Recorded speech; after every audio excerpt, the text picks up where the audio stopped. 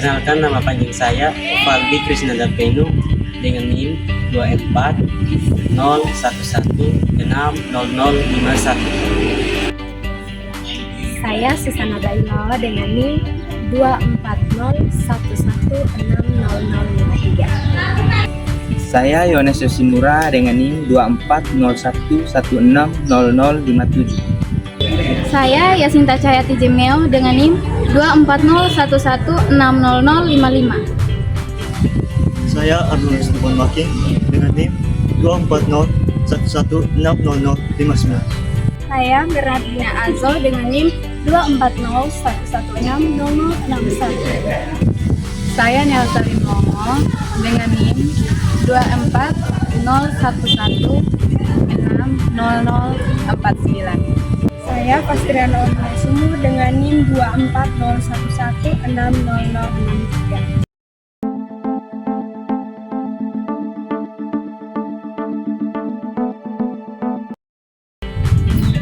Ketahanan nasional adalah kondisi dinamis suatu negara yang mencerminkan kemampuan dan ketangguhan dalam menghadapi ancaman, gangguan, hambatan, serta tantangan baik dalam negeri maupun luar negeri guna menjamin kelangsungan hidup bangsa dan negara.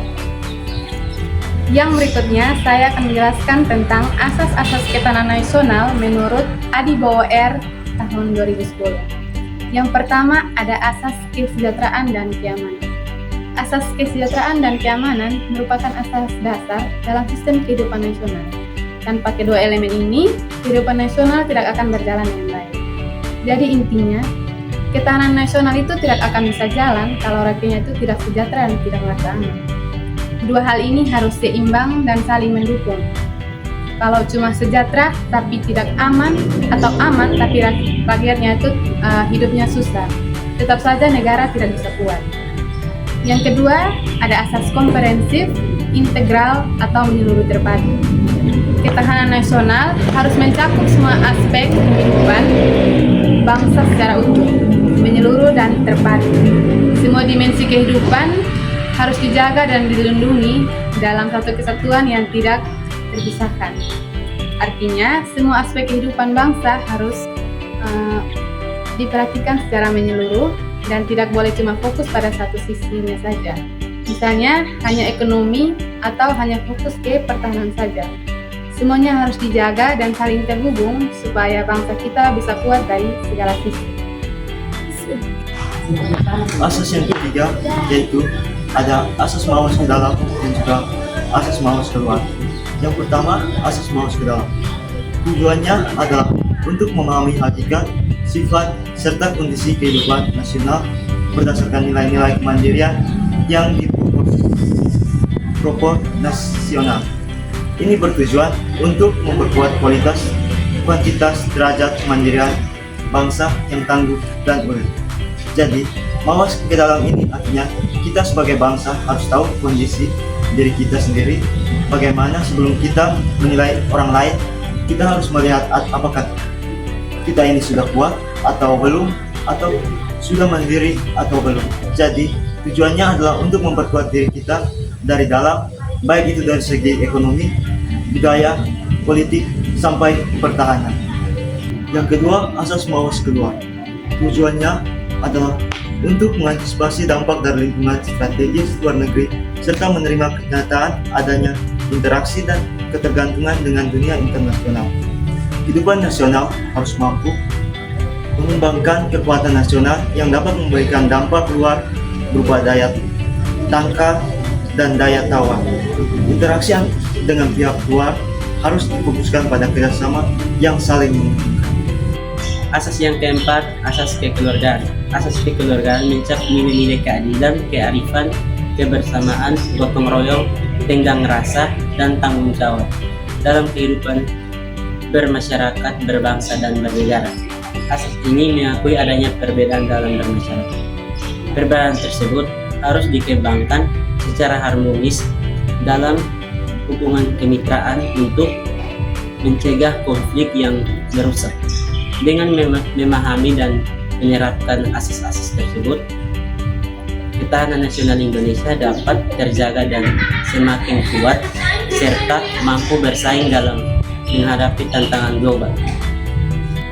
Baik, yang berikut saya akan menjelaskan faktor-faktor yang mempengaruhi ketahanan nasional. Yang pertama, faktor internal, meliputi 1. Ideologi. Pancasila sebagai dasar negara bukan hanya sekedar rumusan, tetapi juga panduan hidup. Ancaman terhadap ideologi bisa berupa munculnya ideologi-ideologi yang bertentangan dengan Pancasila seperti radikalisme dan separatisme. Yang kedua, politik. Stabilitas politik mencakup kondisi pemerintah yang stabil. Korupsi, kolusi, dan nepotisme dapat merusak kepercayaan masyarakat terhadap pemerintah. Partisipasi aktif masyarakat dalam proses politik juga penting untuk menjaga stabilitas dan demokrasi. Yang ketiga, ekonomi. Ekonomi yang kuat ditandai dengan pertumbuhan yang stabil. Ketergantungan pada impor, ketimbangan ekonomi, dan inflasi dapat menjadi ancaman bagi ketahanan ekonomi. Pengembangan industri dalam negeri dalam peningkatan daya saing produk nasional sangat penting untuk memperkuat ekonomi. Yang keempat, sosial budaya. Keberagaman budaya merupakan kekayaan Indonesia. Pendidikan, toleransi, dan dialog di antara budaya sangat penting untuk menjaga kerukunan dan persatuan. Pengaruh budaya asing yang negatif seperti konsumerisme dan individualisme dapat mengikis nilai-nilai budaya bangsa. Yang kelima, pertahanan dan keamanan. Kekuatan militer yang modern dan profesional sangat penting untuk menjaga kedaulatan negara. Ancaman keamanan bisa berupa terorisme, separatisme, dan kesejahteraan lintas negara. Kerjasama antara TNI, Polri, dan masyarakat sangat penting untuk menjaga keamanan dalam negara. Berikut saya akan menjelaskan tentang faktor eksternal yang mempengaruhi ketahanan nasional. Yang pertama ada globalisasi. Jadi globalisasi ini membawa dampak positif seperti kemudahan akses informasi dan teknologi. Tetapi juga ada dampak negatif seperti persaingan ekonomi yang ketat dan pengaruh budaya asing. Indonesia perlu meningkatkan daya saing ekonomi dan memperkuat identitas budaya untuk menghadapi tantangan globalisasi. Yang kedua, ada perubahan iklim. Bencana alam akibat perubahan iklim dapat mengganggu stabilitas ekonomi dan sosial serta menimbulkan kerugian dan korban jiwa. Indonesia perlu meningkatkan kesiapsiagaan dan mitigasi bencana serta berperan aktif dalam upaya global untuk mengatasi perubahan iklim. Yang ketiga, ada konflik internasional. Konflik antar negara dapat mengganggu stabilitas kawasan dan berdampak pada keamanan nasional. Jadi, Indonesia itu perlu menjaga hubungan baik dengan negara-negara lain dan harus berperan aktif dalam menjaga perdamaian dunia. Yang keempat, ada perkembangan teknologi. Teknologi informasi dan komunikasi dapat meningkatkan efisiensi dan produktivitas, tetapi juga dapat digunakan untuk kejahatan siber dan propaganda.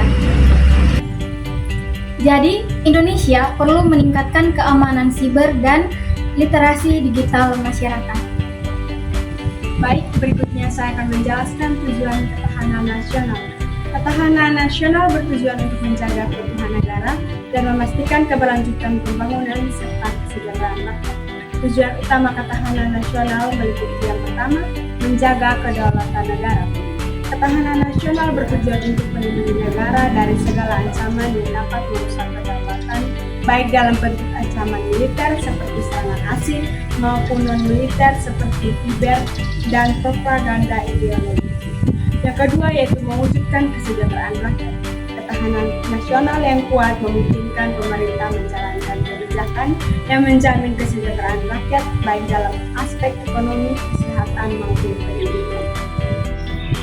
Yang ketiga yaitu menjaga persatuan dan kesatuan.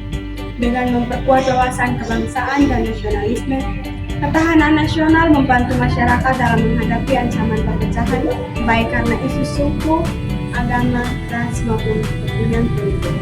Yang keempat yaitu mementingkan daya saing bangsa. Di era globalisasi, ketahanan nasional memastikan bahwa bangsa memiliki daya saing tinggi dalam bidang ekonomi, teknologi, dan pendidikan sehingga mampu beradaptasi dengan perubahan dunia. Yang kelima, menjamin keberlanjutan pembangunan. Negara yang memiliki ketahanan nasional kuat mampu menjaga stabilitas pembangunan yang berkelanjutan baik dalam bidang infrastruktur, sosial maupun ekonomi. Kedua, pentingnya ketahanan nasional. Ketahanan nasional sangat penting bagi suatu negara karena menjadi landasan dalam menjaga stabilitas dan keberlangsungan bangsa. Beberapa alasan pentingnya ketahanan nasional antara lain: 1. Menjaga stabilitas keamanan.